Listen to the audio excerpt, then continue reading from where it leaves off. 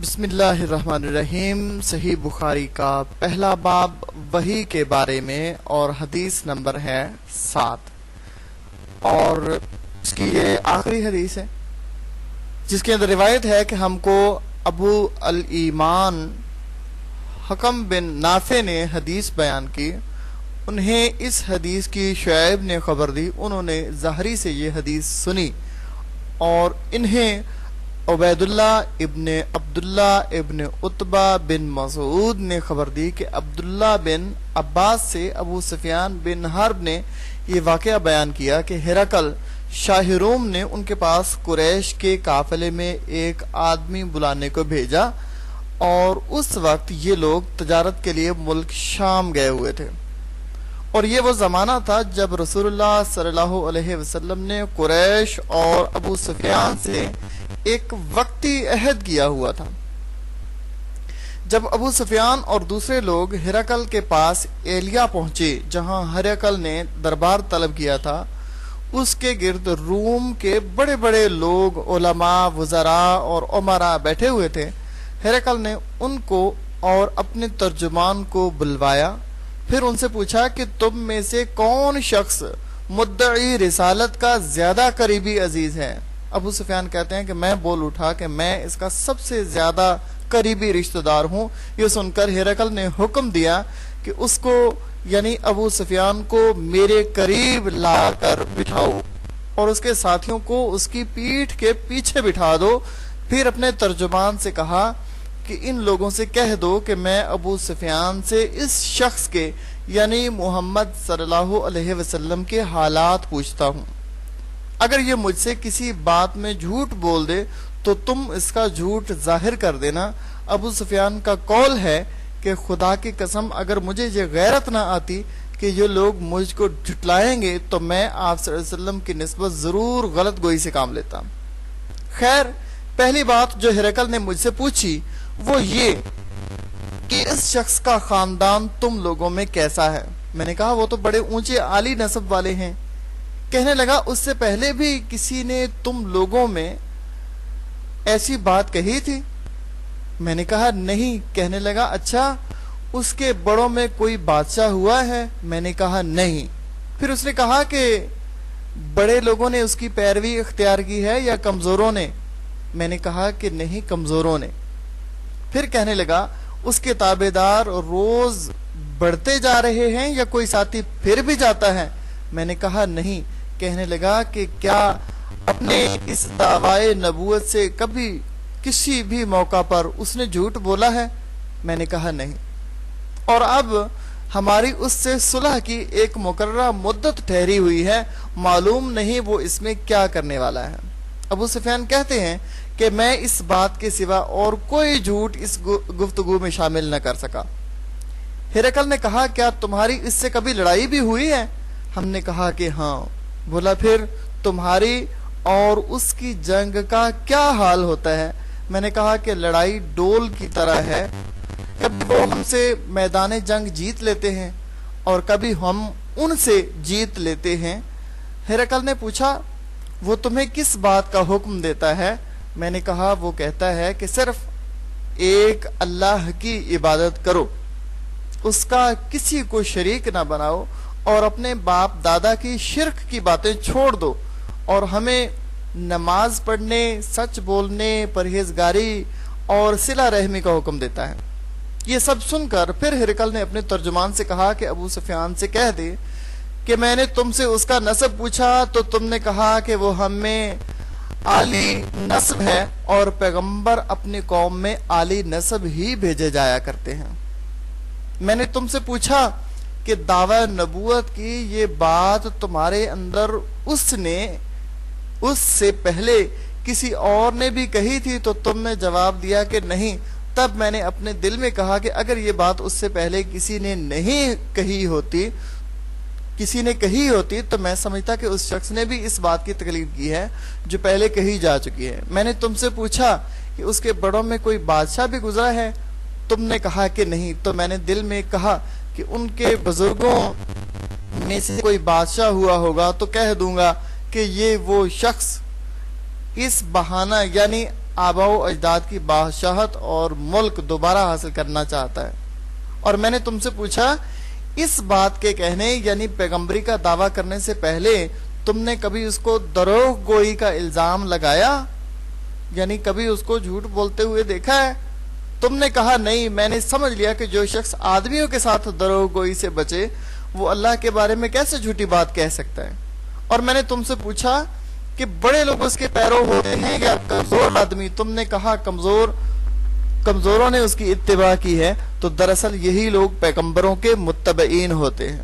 اور میں نے تم سے پوچھا کہ اس کے ساتھی بڑھ رہے ہیں یا کم ہو رہے ہیں؟ تم نے کہا کہ وہ بڑھ رہے ہیں، اور ایمان کی کیفیت یہی ہوتی ہے حتیٰ کہ وہ کامل ہو جاتا ہے۔ اور میں نے تم سے پوچھا آیا کوئی شخص اس کے دین سے ناخوش ہو کر مرتد بھی ہو جاتا ہے؟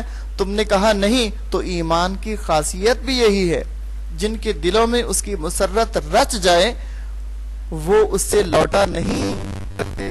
اور میں نے تم سے پوچھا آیا وہ کبھی عہد شکنی کرتے ہیں؟ تم نے کہا نہیں، پیغمبروں کا یہی حال ہوتا ہے، وہ عہد کی خلاف ورزی نہیں کرتے۔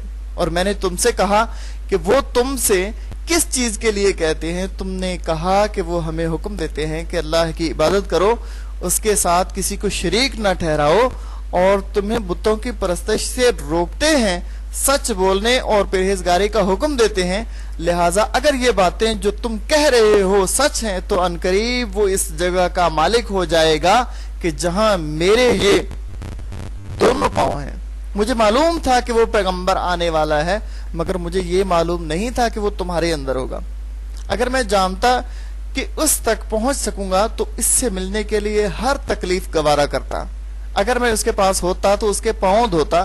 ہرقل نے رسول اللہ صلی اللہ علیہ وسلم سے وہ خط منگوایا جو آپ نے داہیہ کلبی رضی اللہ عنہ کے ذریعے حاکم بصرہ کے پاس بھیجا تھا۔ اس نے وہ ہرقل کے پاس بھیج دیا تھا، پھر اس کو پڑھا تو اس میں لکھا تھا اللہ کے نام کے ساتھ جو نہایت مہربان اور رحم والا ہے، اللہ کے بندے اور اس کے پیغمبر محمد صلی اللہ علیہ وسلم کی طرف سے یہ خط ہے، شاہ روم کے لیے، اس شخص پر سلام جو ہدایت کی پیروی کرے۔ اس کے بعد میں آپ کے سامنے دعوت اسلام پیش کرتا ہوں، اگر آپ اسلام لے آئیں گے تو میں دین و دنیا میں سلامتی نصیب ہوگی، اللہ آپ کو دوہرا ثواب دے گا، اور اگر آپ میری دعوت سے روگردانی کریں گے تو آپ کی رعایا کا گناہ بھی آپ ہی پر ہوگا۔